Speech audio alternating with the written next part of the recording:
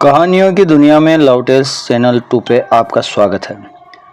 मेरे कान में फुसफुसाया, मैं स्टोर रूम में जा रही हूँ, थोड़ी देर बाद वहाँ आ जाना। इतना कहकर वो उठी, चारों तरफ देखा और बाहर चली गई। मेरी तो जैसे दुनिया ही बदल गई। जिस लड़की ने मुझसे बात तक नहीं की, वो मुझे अकेले में बुला रही थी। कहानी शुरू करते हैं। 12वीं कक्षा का एग्ज़ाम खत्म होने के बाद मैं राहुल की पूरी तरह फ्री था। मन में बस आराम करने के लिए और दोस्तों के साथ मस्ती करने का ख्याल था। लेकिन घर वालों को मेरी यह आज़ादी कुछ ज़्यादा ही खटक रही थी। कभी सब्जी लाने को कहते तो कभी दूर। खत्म होने के बाद मैंने सोचा था कि छुट्टियों में खूब मौज मस्ती करूँगा, पर कुछ खास हो नहीं रहा था। दोस्तों के साथ घूमने का प्लान भी उनकी मजबूरियों की वजह से फेल हो गया। एक दिन मम्मी ने कहा, राहुल अपनी चाची के पास दिल्ली चले जाओ, वो कई बार बुला चुकी है और मुझे कुछ सामान भी भिजवाना है। मेरी चाची दिल्ली के एक शांत और हरे भरे इलाके वसंत कुंज में रहती थी। मुझे वहाँ जाने कभी खास पसंद नहीं था, शायद इसलिए कि पिछले 3-4 साल में मैं वहाँ गया ही नहीं था। लेकिन घर पर बोर होने से बेहतर था कि चाची के पास चला जाऊं। मैं 2 दिन के बाद दिल्ली के लिए निकल पड़ा। चाची का घर वसंत कुंज में एक सुंदर कॉलोनी में था। मुझे देखते ही चाची की खुशी का ठिकाना नहीं रहा। उनके 2 बच्चे थे, काव्या उनकी बेटी जो बड़ी थी और उनका बेटा अर्जुन जो छोटा था। दोनों स्कूल गए हुए थे और चाचा का ट्रांसफ़र चंडीगढ़ में हो गया था, तो वो हफ्ते में एक बार ही घर आते थे। खाना पीना खत्म कर मैंने छत पर टहलने चला गया। छत पर खुला सा आंगन देखा था। एक तरफ स्टोर रूम और दूसरी तरफ एक छोटा सा कमरा जिसमें एक पलंग और बिस्तर पड़ा था। पास में एक पुराना सा वॉशरूम भी था जो शायद ही इस्तेमाल होता था। मैंने छत की दीवार से कॉलोनी की जायजा लिया, लेकिन कुछ खास नहीं दिखा। नीचे आकर चाची से बात करने लगा, तभी बाहर का दरवाज़ा खुला और स्कूल यूनिफॉर्म में एक लड़की घर में दाखिल हुई। उनकी चाल और खूबसूरती से मैं समझ गया था कि ये चाची की बेटी काव्या ही होगी। अगर कहीं और देखता तो शायद पहचान भी न पाता। उसका गोरा रंग, लंबे घने बाल जो उसने चोटी में बांधे थे और धूप से हल्की सी सुर्खी के लिए चेहरा, वह किसी अप्सरा सी लग रही थी। उसने मुझे नमस्ते किया, मैंने भी मुस्कुराकर जवाब दिया, लेकिन उसने ज़्यादा ध्यान नहीं दिया और अपने कमरे में चली गई। खाना खाने के बाद वो अपनी पढ़ाई में जुट गई। मैंने उससे पढ़ाई करने के बारे में बात शुरू की, लेकिन वो बेरुखी से जवाब देती रही। उसने बताया कि वो 9वीं क्लास में हैं और स्कूल टेस्ट में चल रहे हैं। मैं चाची और अर्जुन से बातें करने लगा, लेकिन मेरा ध्यान बार बार काव्या की तरफ जा रहा था। वो जितना मुझे इग्नोर कर रही थी, उतना ही मेरा मन उसके पास जाने को बहाने ढूंढ रहा था। मेरे मन में कोई गलत ख्याल नहीं था, बस उसकी सादगी और खूबसूरती ने मुझे खींच रहा था। रात को सब छत पर सोने गए। चाची ने मेरे लिए एक तरफ बिस्तर बिछा दिया। काव्या चाची के पास सो रही थी। सब सो गए, लेकिन मैं काव्या के बारे में सोचता रहा।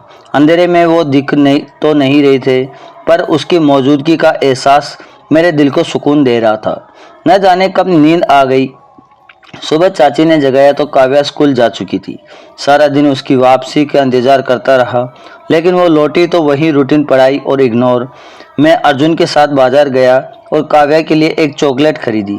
घर आकर मैंने उसे दी, लेकिन उसने कहा मुझे चॉकलेट पसंद नहीं, और फिर पढ़ाई में जुट गई। उसका अजनबीपन मुझे और आकर्षित कर रहा था। अगली रात बारिश शुरू हो गई। चाची ने कहा, राहुल अंदर कमरे में जाकर सो जाओ।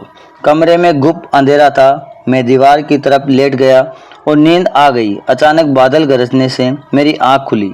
मुझे लगा मेरे पास कोई और लेटा है। बिजली की चमकी और उस रोशनी में मैंने देखा वो अर्जुन नहीं, काव्या थी। मेरी सांसें थम सी गई। उसे इतने करीब देखकर मेरे होश उड़ गए। मैं करवट लेकर उसकी तरफ देखने लगा, लेकिन डर भी लग रहा था कि अगर वो जाग गई तो क्या सोचेगी। मैंने सोचा शायद अंधेरे की वजह से वो गलती से मेरे पास लेट गई। हिम्मत करके मैंने नींद में करवट बदलने का बहाना बनाया और मेरा हाथ उसके कंधे पर रख दिया। उसका रेशमी सा स्पर्श मेरे पूरे शरीर को सिहरन पैदा कर रहा है। तभी उसकी आँख खुली, उसने मेरा हाथ हटाया और उठकर बैठ गई। अंधेरे में वो मुझे देख रही थी, शायद समझने की कोशिश कर रही थी कि मैं कौन हूँ। मैंने खर्राटे लेने की एक्टिंग शुरू की, जैसे मुझे कुछ पता ही नहीं। उसे समझ आ गया कि वो गलती से मेरे पास लेट गई। उसने अपनी चादर उठाई और पलंग की दूसरी तरफ जाकर लेट गई। मैंने ठंडी सांस भरी, लेकिन मन में अफसोस था कि उसे क्या जगाया। अगले दिन उसने वही बेरुखी वाला बर्ताव रखा, जैसे रात की बात का कोई असर ही ना हो। वो थोड़ा परेशान लग रही थी। मैंने हिम्मत करके पूछा तो चाची ने बताया, कल इसका मैथ का एक पेपर है और वो इसमें कमज़ोर है। मैंने कहा, चाची मैं पढ़ा दूंगा। काव्या को थोड़ा सुकून मिला। उस रात मैंने देर रात तक उसके साथ मैथ की तैयारी कराई। पढ़ाते वक्त कई बार मेरा हाथ उसके हाथ से छू गया और हर बार जैसे ही दिल में बिजली सी दौड़ गई। धीरे धीरे वो मेरे साथ थोड़ा खुलने लगी। अगले दिन उसका पेपर अच्छा गया।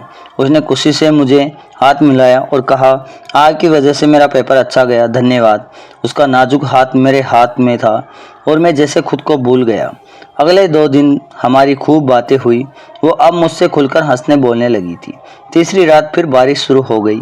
चाची ने मुझे फिर अंदर कमरे में सोने को कहा। मैं दीवार की तरफ लेट गया। थोड़ी देर बाद आँख खुली और बिजली की रोशनी में मैंने देखा मेरे पास फिर काव्या लेटी थी। इस बार मैं हैरान था, क्या वो जानबूझकर मेरे पास आई थी? मैंने हिम्मत करके नींद में हाथ लगने का बहाना बनाया और उसकी कमर पर हाथ रखा। उसका रेशमी स्पर्श मेरे दिल की धड़कनें बढ़ा रहा था। मैं 15 मिनट तक चादर के ऊपर से हल्के हल्के हाथ फेरता रहा, लेकिन उसने कोई हरकत नहीं की। लगा जैसे वो गहरी नींद में हो। बारिश की आवाज़ और अंधेरे में मेरी हिम्मत बढ़ दी। मैं थोड़ा और करीब खिसक गया। जैसे ही मैंने उसकी चादर के अंदर हाथ डाला, उसने फौरन मेरा हाथ पकड़ लिया। मेरी सांसें थम सी गई। मैंने कोई हरकत नहीं की, बस चुपचाप लेटा रहा। उसने मेरा हाथ पकड़े रखा, फिर धीरे से सीधे लेटी और मेरा हाथ अपने हाथों में ले लिया। मेरे पूरे शरीर में सनसनी दौड़ गई। वो मेरे करीब आई और मेरे कान में फुसफुसाई, मैं स्टोर रूम में जा रही हूँ, थोड़ी देर बाद वहाँ आ जाना। इतना कहकर वो उठी, चारों तरफ देखा और बाहर चली गई। मेरी तो जैसे दुनिया ही बदल गई। जिस लड़की ने मुझसे बात तक नहीं की, वो मुझे अकेले में बुला रही थी। मैं उठा और धीरे धीरे स्टोर रूम की तरफ गया। अंधेरे में मुझे कुछ दिख तो नहीं रहा था। जैसे ही मैं अंदर पहुंचा, उसने मुझे पकड़कर अपनी बाहों में खींच लिया। वो दरवाजे पर मेरा इंतजार कर रही थी। उसने धीरे से कहा, राहुल, मुझे नहीं पता ये कब हुआ, लेकिन अब इन कुछ दिनों में मुझे तुमसे प्यार हो गया। मैंने उसकी आंखों में देखा, जो अंधेरे में भी चमक रही थी। मैंने कहा, काव्या, मुझे भी तुमसे प्यार हो गया है। उस रात हमने अपने दिल की बातें साझा की और बारिश की आवाज़ के बीच हमारा प्यार और गहरा हो गया। जब मैं घर वापस जाने लगा, काव्या की आंखों में आंसू थे।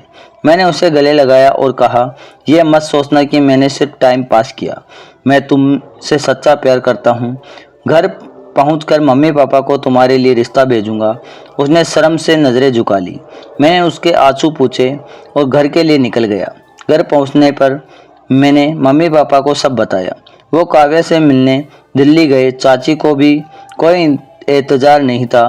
कुछ महीनों बाद हमारी सगाई हो गई और फिर शादी। आज हम साथ हैं और हर बारिश की रात मुझे उस पहली रात की याद दिलाती है जब हमारा प्यार शुरू हुआ। तो आपको ये कहानी कैसी लगी, कमेंट में ज़रूर बताएं और आपका एक सब्सक्राइब, लाइक मेरे को बहुत सपोर्ट करता है और इस वजह से मैं आपके लिए नई नई कहानियाँ लाता हूँ। तो प्लीज़ लाइक एंड सब्सक्राइब करना ना भूलें। धन्यवाद।